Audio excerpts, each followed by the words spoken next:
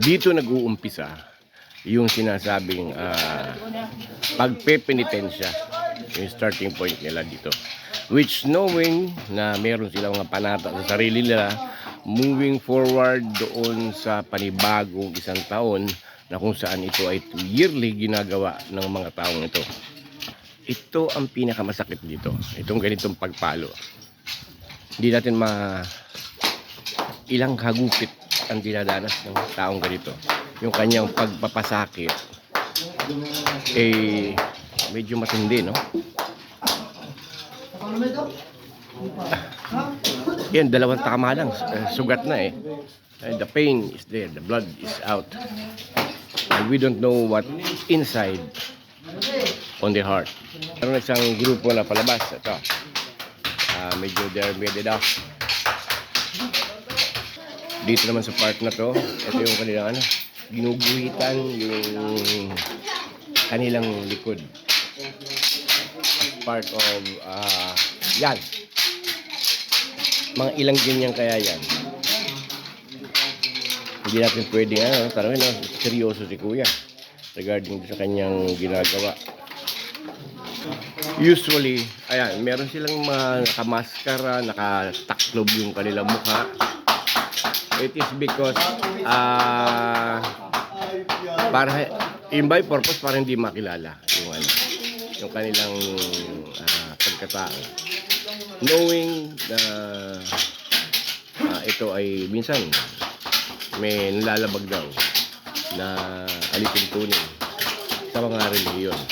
So, hindi natin alam kung anong prinsipyo ng bawat isa sa mga kanilang ginagawa. Gusto ko makapagtanong sa kanila lately kung ano ba talaga yung kanilang purpose. So, mamaya tanongin natin masakit na ata ito.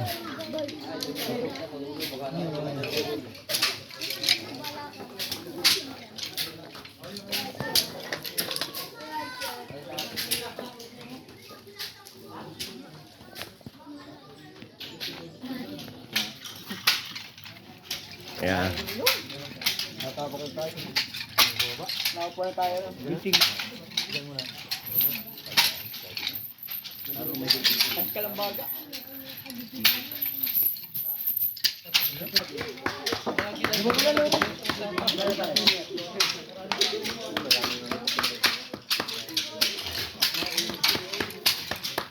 Yun yun yung patunay na makita natin yung kanilang ginagawa. Seryoso, wala tayong nakita mga alak sa tabi. Nakagaya ng iba na ginagawa. May mga lasing na nagpepenitensya. Wala tayong nakitang ganun dito sa sitwasyon na to. So, pwede natin depensahan na hindi lasing itong mga magpepenitensya, no? Na nakita natin dito sa isang bayan dito po naman sa lalawigan ng Camarines Norte.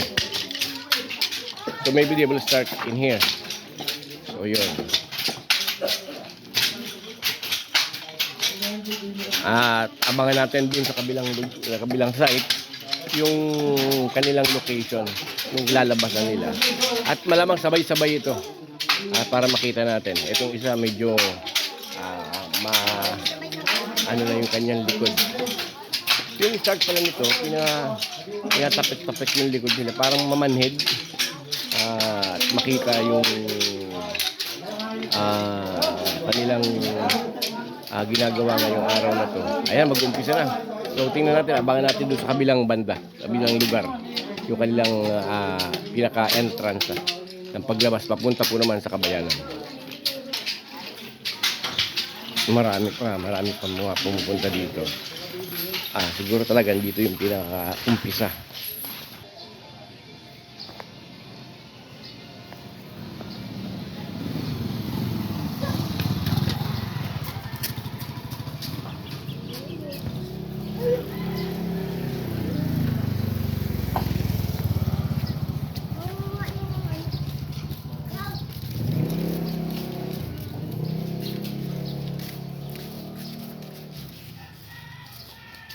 May bunga na naman si Mangga.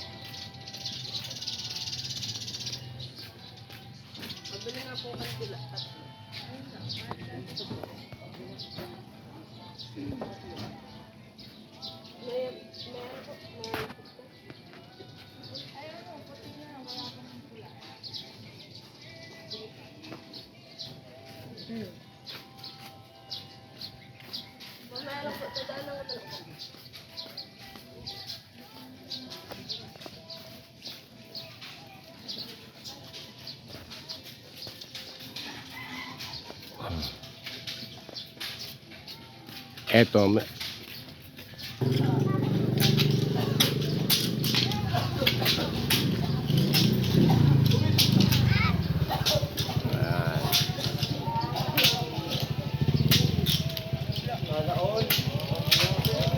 na sila isang grupo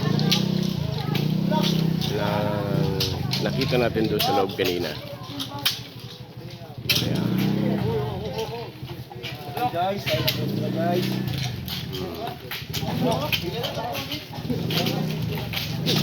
Ayan mo din. Wala pa, nag-drive pa yata. Madala po! Mag-drive pa lang yun mamaya.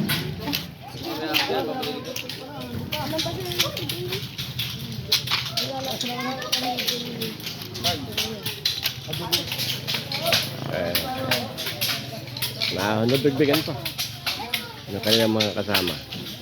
So dito sila mag-start out papunta dun sa pinakabayan. So, ilibutin nila yung kanilang mga designated na pinupuntang mga kubol. Ito masyadong madugo na ito, mga marami. So, bloody back.